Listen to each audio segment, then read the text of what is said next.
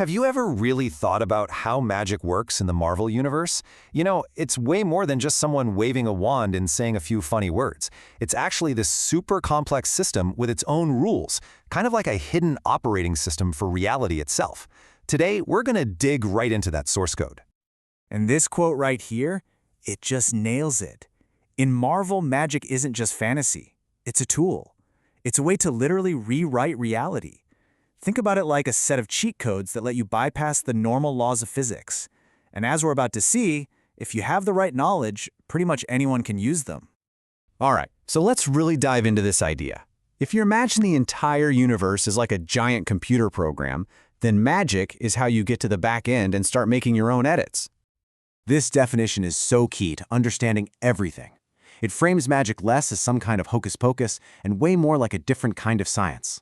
I mean, the comics actually compare it to computer programming or even quantum mechanics. It's a system that has its own logic, where your intention and your knowledge are the tools you use to manipulate existence itself. And here's the thing, this force isn't just tucked away in some forgotten corner of the cosmos. No, it's a fundamental part of everything, woven into the very fabric of reality. So even if some super advanced scientific civilization dismisses it as old-school superstition, its power is absolutely real, and it can affect believers and skeptics all the same. So that brings us to the really big question, right?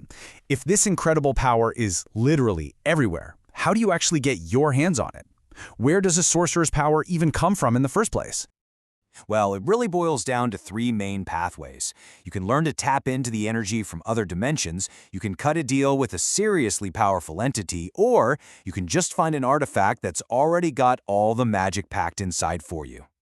First up, mystical realms. Okay, so our reality, it's surrounded by all these other dimensions, and each one is just buzzing with its own unique energy.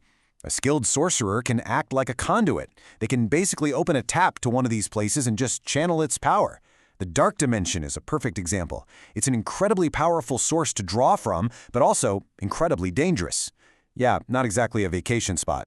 The second method is, well, it's basically getting a sponsor. A sorcerer finds a being that's way more powerful than they are. We're talking gods, demons, cosmic entities, and they strike a bargain. In exchange for worship or loyalty or maybe some specific service, they get a piece of that being's power. It's a pretty straightforward transaction, really, if often a very, very dangerous one. And finally, we have artifacts. These are items, swords, gems, ancient books, that are already imbued with immense mystical energy. The cool thing here is you don't necessarily have to be a master sorcerer to use them, but you do need the willpower to control them. The power is baked right into the object. You just have to be the one brave enough to pick it up. Okay, so we know where the power comes from, but who's actually wielding it? Are all magic users just cut from the same cloth? Oh, not even close. Broadly speaking, you've got two main camps. First, you have your trained mages, like Doctor Strange. For them, magic is a discipline. It takes years and years of study, practice, and intense control to master these cosmic forces. But then you have your innate wielders, like the Scarlet Witch. They're just born with a connection to magic. The power is already inside them, raw, untamed. And their journey isn't so much about learning spells, it's about learning to control the absolute chaos they can unleash. But look, whether you study for it or you're born with it, the power to rewrite reality, that can't be easy. It can't be free. There have to be rules. There have to be consequences. I mean, getting the ability to bend the entire universe to your will, that sounds pretty amazing, right? So what's the catch? Because in the Marvel Universe, you and I both know there's always a catch. In this quote, this reveals the single most important rule of magic in the Marvel Universe. Nothing is free. You can't just create energy out of thin air. Every single spell, every pact, every artifact draws its power from somewhere, and it always demands something in return, always. Whether that's blood, a piece of your soul, or your sworn loyalty, your fealty to a higher power.